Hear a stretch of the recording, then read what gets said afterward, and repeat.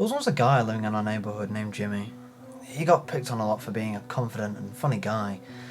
His mouth tended to get him into a lot of trouble, and he seldom learned his lesson. He was just very content with who he was and refused to change it. When people asked him why he let them wail on him for his blunt comedy and wisecracks, he'd smirk and say, "Honesty is the best policy. At least they're not hiding anything from me, and neither am I from them." One of the kids he inadvertently pissed off with a rather crude MILF joke was something of a psychopath with a sadistic streak who didn't take kindly to the insult. So, he rounded up the other guys who didn't like Jimmy and they cornered him after school in the science room. "Your mouth cut you into this.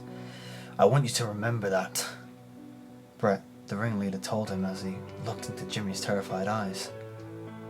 They grabbed some formic acid stored in the lab and threw it on his face. They stood around watching him scream in agony as it ate through his flesh before sniggering and running out, pretending to be concerned and wanting help for him. When the paramedics arrived and were attending to Jimmy, who was no longer able to scream, the principal asked the boys if they knew what happened. Their leader, Brett, explained that they were walking past when they saw Jimmy skulking around the lab room. By the time they got in there, he was already in that state. The other members joined in and backed Brett up with the other fake details as Jimmy tried to protest in silent agony. The principal nodded and told him that he would speak to them after he had a word with Jimmy and got on his side of the story after he was out of hospital.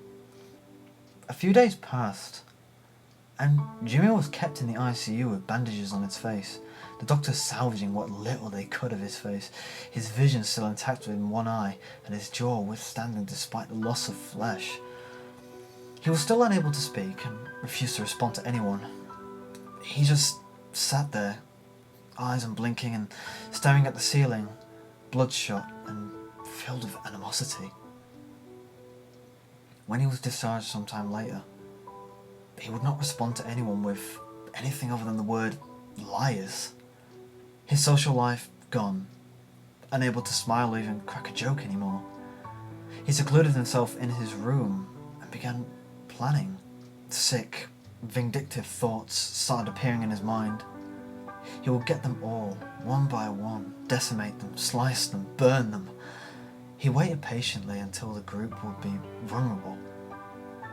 Late at night, when they said their goodbyes and went home separately, that's when he would strike. That weekend, Brett received a package in the mail. Curiously, he opened it to find a VHS tape with the words "For You" etched crudely on the front. He put it in and played it. It was a crudely recorded home video by an unknown cameraman who didn't speak at all for the duration of the film. It began with the camera pointing at the date of the newspaper. It was yesterday. As he zoomed out, you could see it was in a basement. A single flickering light bulb hanging above and casting an uncomfortable scene.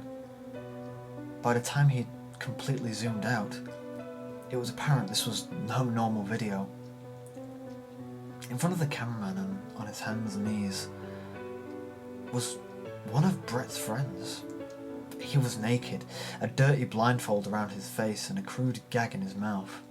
He was covered in blood, horrific burns, lacerations and wounds. One particular large one on his back stood out that almost looked like a word. The cameraman, with gloved hands, took the gag out from the crying boy's mouth and immediately begged him to go home. Please let me go, man. I did what you wanted. Oh God, Jesse, Mike, Keith, you made me fucking butcher them. I just want to go home, man, please. I'm sorry, guys. I'm so sorry. He just kept repeating it over and over, rocking back and forth as he did so. Brett's legs began to shake, and he felt the bile rise in his stomach. He could see the burned, mangled bodies in the background, the bodies of his friends. All of them have markings on their body, deep, large cuts. The cameraman reached out for the boy's chin and lifted it up, encouraging him to stand. He did so obediently as he slowly led to the door screen, whimpering. Brett can see what's been cut into his friend's back now. It's the word liar. The camera cuts out temporarily. When it restarts again, they're no longer inside. They're instead out in a cold snow on the outskirts of the woods, and it doesn't appear to be the original man holding the camera anymore. It's Brett's friend. He's whimpering and shivering as he holds the camera in one place for 30 seconds, pointing at some trees in the distance, hearing footsteps draw ever nearer and nearer. "Where are you, man? You said I could go, man. You said I could go." The boy's screaming and crying, frightened out of his mind, as the sound of crunching snow draws nearer from seemingly every angle. It stops. He turns around to see the mangled face of Jimmy. A horrifying howl blares through the speakers and the word liars appears before the tape abruptly stops. Brett feels faint and darts to lock the front door, knowing what was coming. As he turns to run for it, he immediately hits something and falls backwards. The last thing he ever hears is liars as acid runs down his face and begins to slowly eat away at his flesh. The last thing he ever sees is Jimmy's face, contorting into a sick, twisted smile.